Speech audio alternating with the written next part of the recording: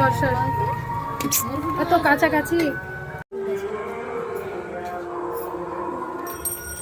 তো আমার আজকের কাজ দেখো, হাইলাইটারটা কেমন হয়েছে, একদম রিয়েল ক্যামেরা, কোনো কিন্তু এর মধ্যে ফলস নেই। তো তোমরা বলো কেমন হয়েছে। হ্যাঁ দিচ্ছি, দেখো তোমরা জাস্ট কালারটা। আবার নিচেও করা হয়েছে, দেখা যাচ্ছে না।